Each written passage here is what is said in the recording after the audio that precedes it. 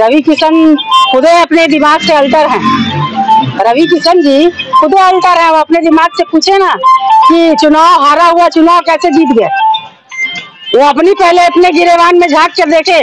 और रही राहुल जी और प्रियंका जी की बात, राहुल प्रियंका होना इतना आसान नहीं है जी। आज 400 पार करने वाले, 400 चिल्लाने वाले क्यों नहीं 400 पार कर लिए। घमंड तोड़ दी जनता। इसलिए ऐसे लोग तो ना बोले कि राहुल जी मुस्लिम बाहुल में है, क्योंकि ये भाजपा सरकार के लोग, भाजपा के लोग यही कहते हैं। जब काम नहीं बनता है और जब इनका दिमाग काम नहीं करता है तो कहते हैं हिंदू मुस्लिम। उनको बता दें कि थोड़ा अपने दिमाग का इलाज करा लें इस माहौल को देखते हुए भी। प्रियंका जी वहां वायनाड से चुनाव लड़ेंगी और भारी मतों से जीतेंगी। इसलिए वो अपना कलेजा अभी से थाम के बैठ जाए कि हार्ट अटैक ना हो जाए इस गर्मी में।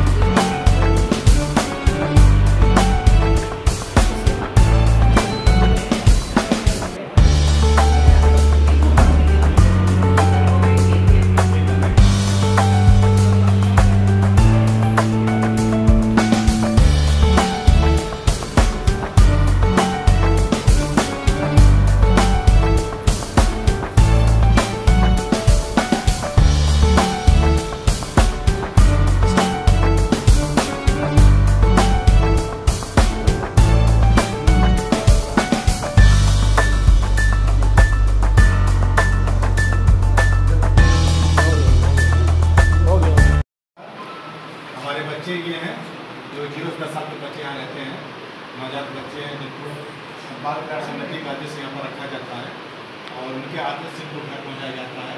सारी प्रक्रिया उनके आदेश से किया जाता है। और बिल्कुल बच्चे काफ़ी बढ़ गए हैं, 42 बच्चा के डेट में। छोटे भी बच्चे नवजात हैं जो उनका अलग व्यवस्था बना हुआ है जहाँ पर आया नर्सेज रहती को देखभाल करती हैं। और हम लोग 1996 से इस संस्था चल रही है और बच्चों में काम 2000 से स्टार्ट हुआ है।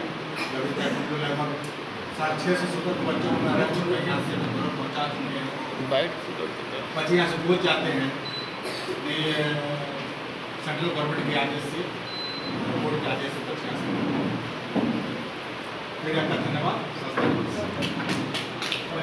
हेलो बच्चे, हाउ आर यू?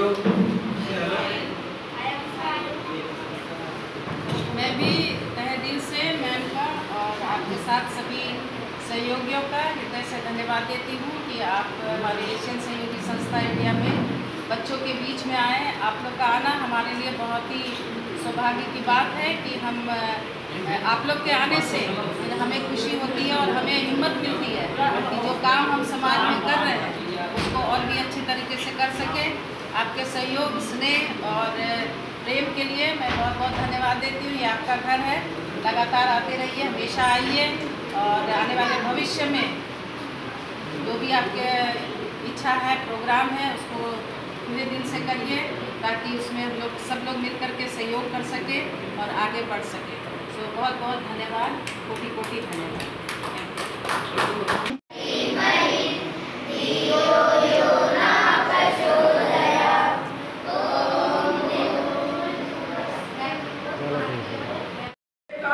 मुझे बहुत खुशी हुई कि हम गिने हैं 23 बच्चे हैं और बच्चे भले न हो, एक मौके पर 23 बच्चे हैं।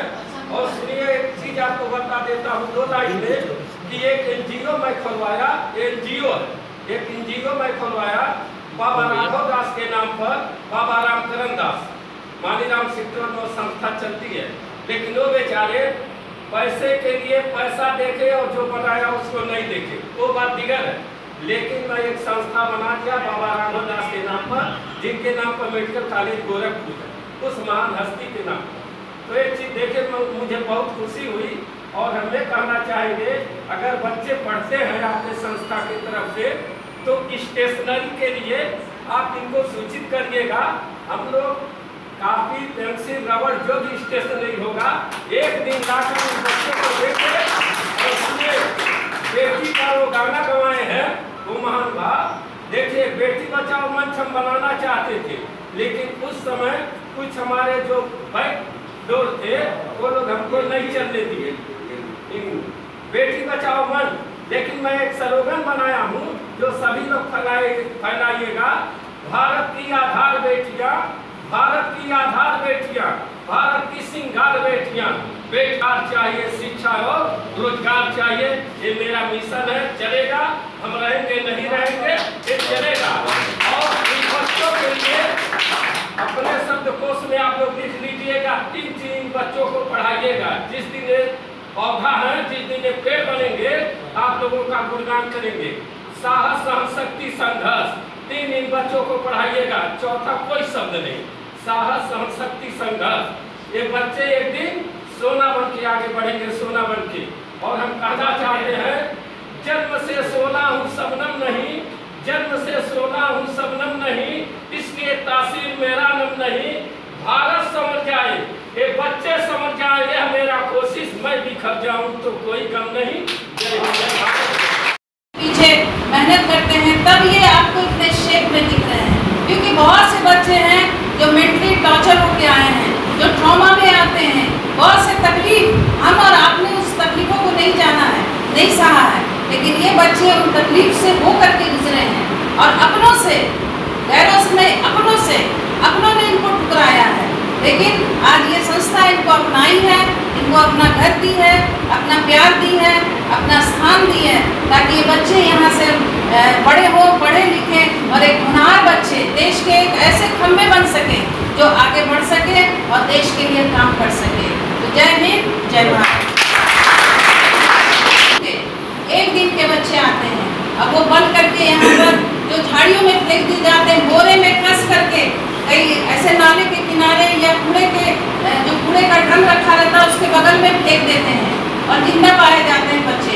ऐसे बच्चे पुलिस के द्वारा, CWC के द्वारा, जो यहाँ पर एक गठित है गवर्नमेंट की बॉडी है, वहाँ से बच्चा रेफर होकर के यहाँ पर आता है। 2 दिन का बच्चा, 1 दिन का बच्चा, कभी कभी हमारे गेट के बाहर एक पालना लगा है, वहाँ पर भी बच्चा छोड़ जाते हैं मिडिल नाइट में, एकदम मध्य रात्रि में या अर्ली मॉर्निंग में वहाँ पर बच्चे छोड़ दिए जाते हैं। वहाँ से बच्चे हम उठा के लाते हैं और उन बच्चों को हम पालते हैं। छोटे छोटे बच्चे, करीब 500 बच्चे इस स्थान से एडॉप्शन में गए हैं दुनिया के हर कोने में। बाहर में एक मैप लगी है, उस मैप में आप देख सकते हैं कि भारत का कोई ऐसा कोना नहीं है, सिर्फ नागालैंड को छोड़ करके हमारा बच्चा पूरे भारत में जगह जगह गया है, हर प्रांत में, हर जिला में।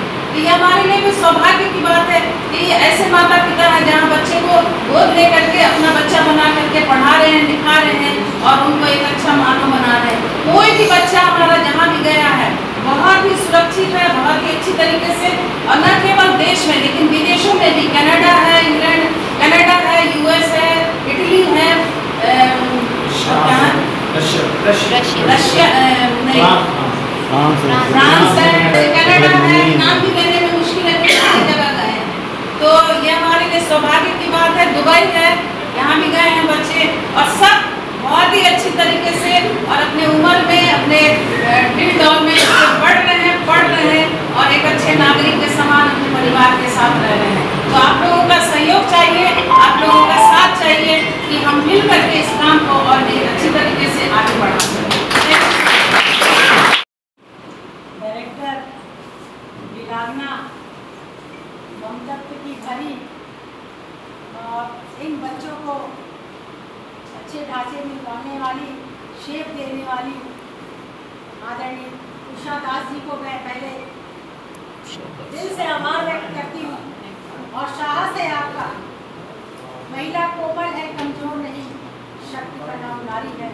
आपके सामने है। ये जो नन्हे मुन्ने बच्चे फुलवारी जो यहाँ बैठे हुए हैं, उनको शेप देने वाली इस संस्था की सभी सदस्य और मैडम, मैं आप सबको आभार व्यक्त करना चाहती हूँ, दिल से आभार व्यक्त करना चाहती हूँ। मेरा यहाँ दूसरा चांस है। मैं जब भी आती हूँ यहाँ भावुक हो जाती हूँ। मैं जब भी आती हूँ यहाँ भावुक हो जाती हूँ। हमारे साथ जिले के जिला उपाध्यक्ष, प्रशासन प्रभारी और हमारे हर कामों में बढ़ चढ़कर सहयोग करने वाले आदरणीय तौकीर आलम जी हमारे साथ में हैं। जिला उपाध्यक्ष सत्येंद्र निषाद जी हमारे बीच में, संदीप गोरखपुरी जी जो विधानसभा बांसगांव से चुनाव लड़े हैं, राम नगीना शामी जी हैं, हमारे योद्धा और जुझारू हमारे बीच में बैठे हुए हैं।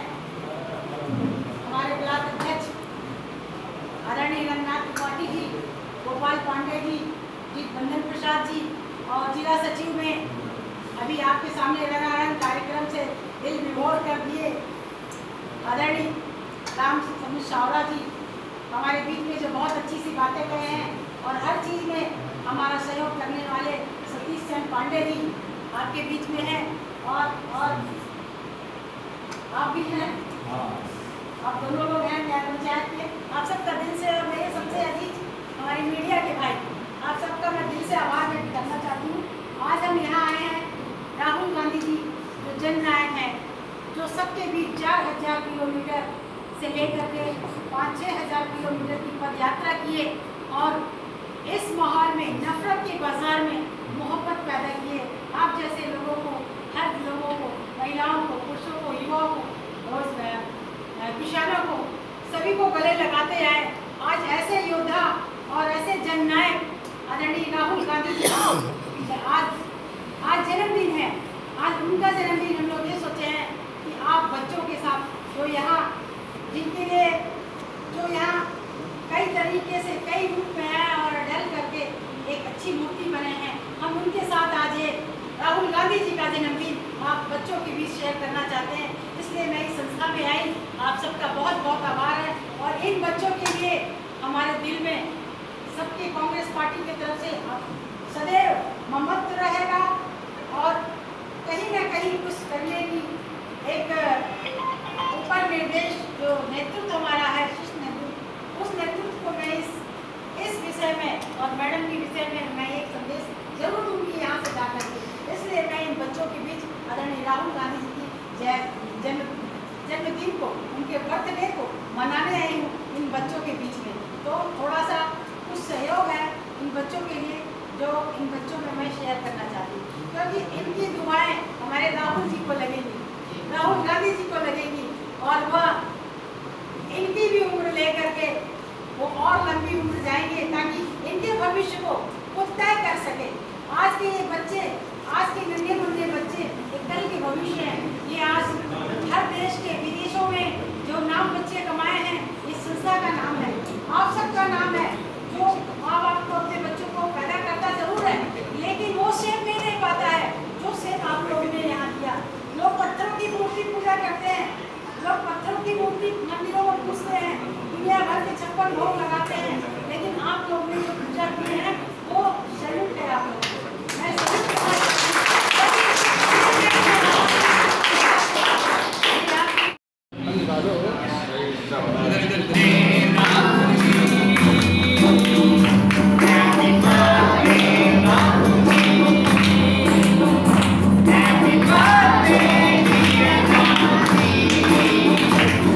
बैग का यार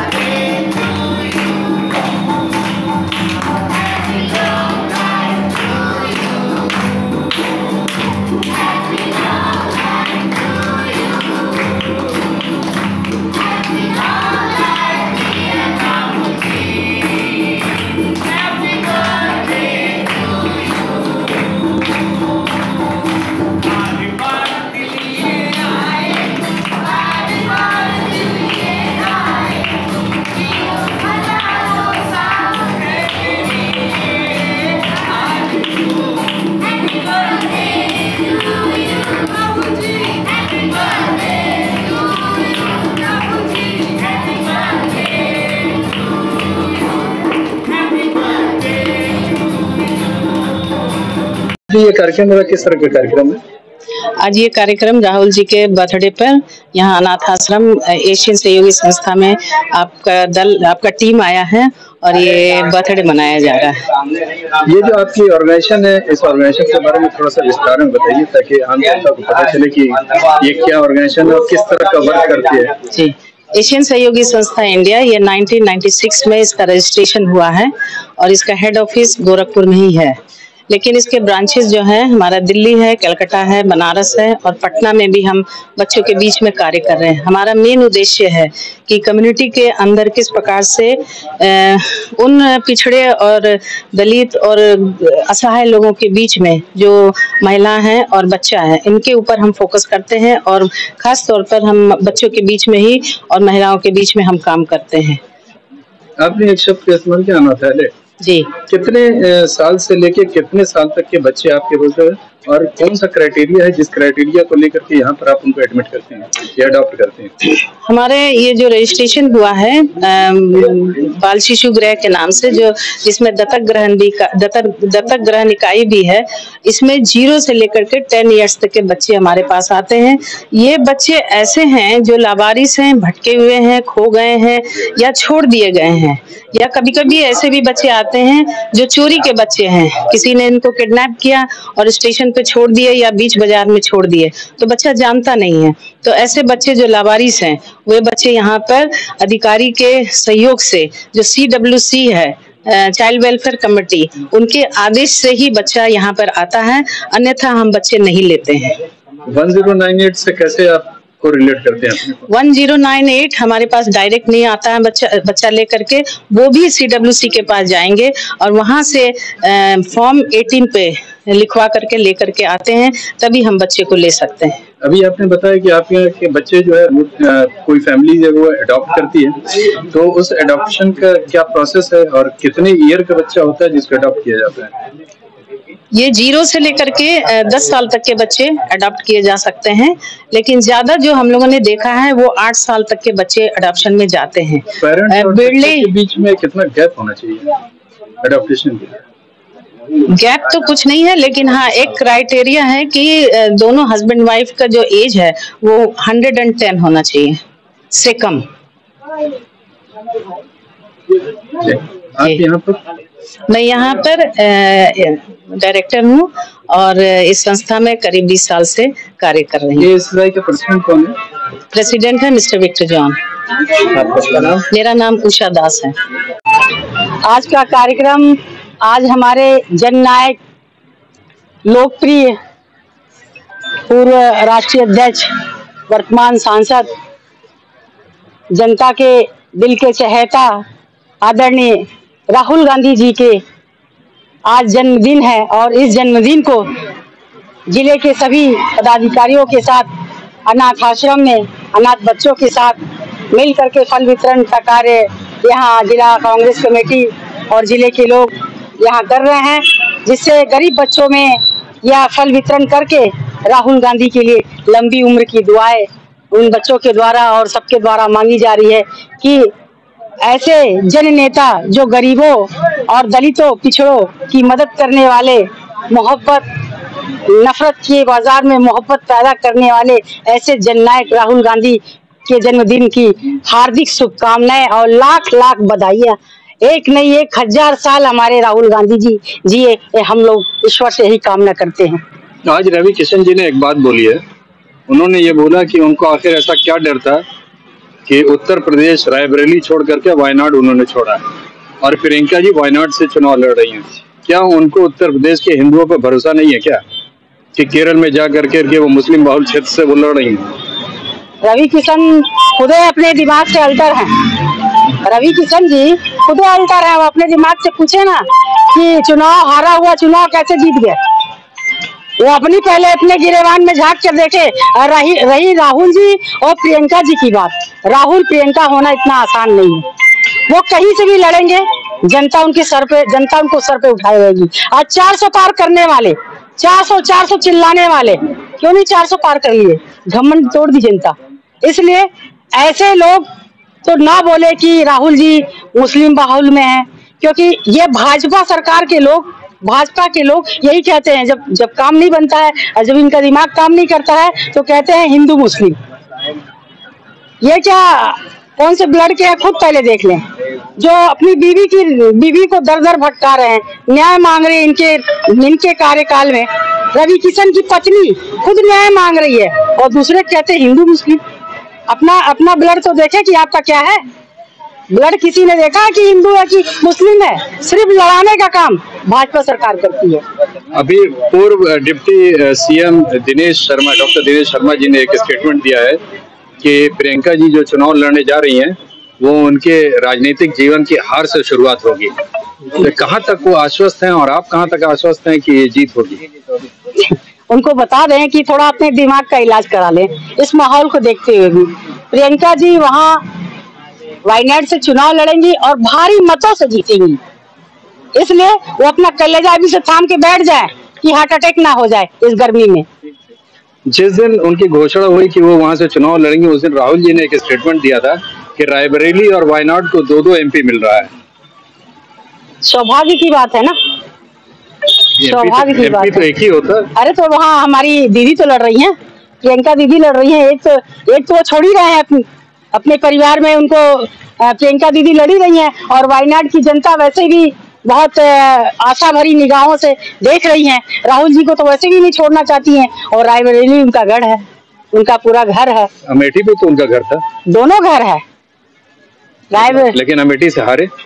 भाई देखिए समय का चक्र है, जनता क्या करती है क्या नहीं करती, लेकिन उसका पश्चाताप कि हमने गलत किया।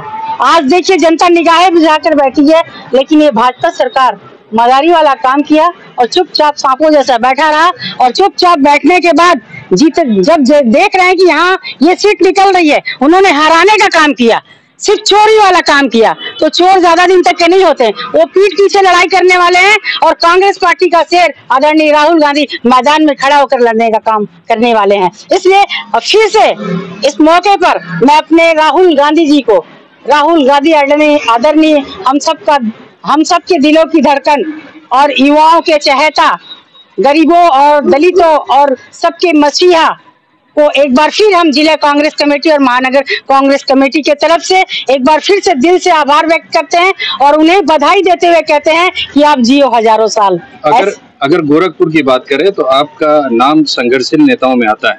आप हर जगह हर फ्रंट पर आगे रही हैं।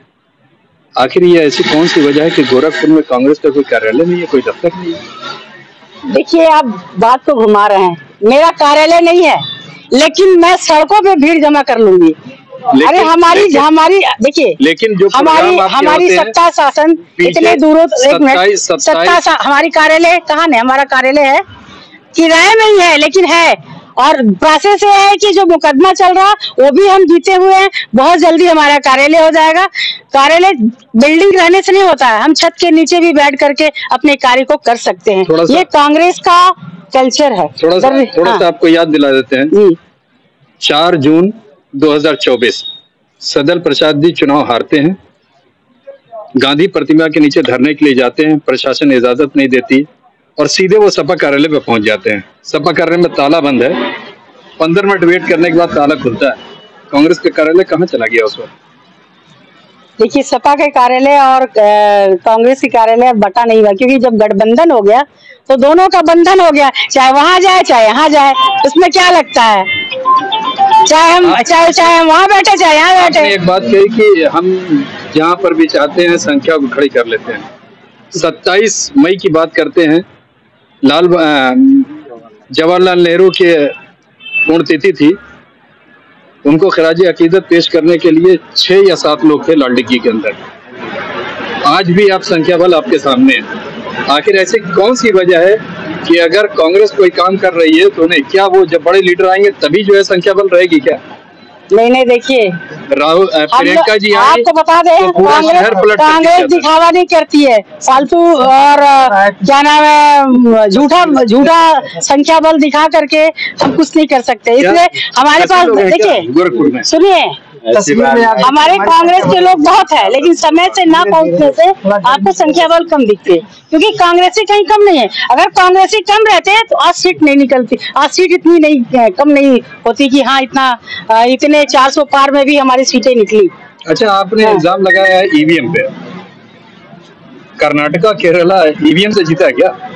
अब आप बात को कहीं और ले जा रहे हैं। मैं आज राहुल गांधी जी के जन्मदिन के विषय में आप बात करिए तो मैं बात करूंगी, इसलिए कि आप ईवीएम आप खुद जानते हैं, आप मीडिया के लोग हैं, आप खुद जानते हैं कि ईवीएम में क्या सही है और क्या गलत है। शासन उनका, सत्ता उनका। कर्नाटका, अरे चाहे कर्नाटका में लोग पढ़े लिखे हैं, अनपढ़ नहीं है, सिर्फ जय श्री राम चिल्लाने वाले नहीं है। तो वहाँ पर ईवीएम मैनेज हो गया, बाकी जगह नहीं हो पाया। बिल्कुल, ये जो आपका ईवीएम का जो निकल रहा है ना कि ईवीएम एक दिन राहुल गांधी इसको खड़ा कर देंगे और सत्य की जीत होगी, सत्य की जीत होगी। जिला अध्यक्ष निर्मला पासवान, जिला कांग्रेस कमेटी गोरखपुर।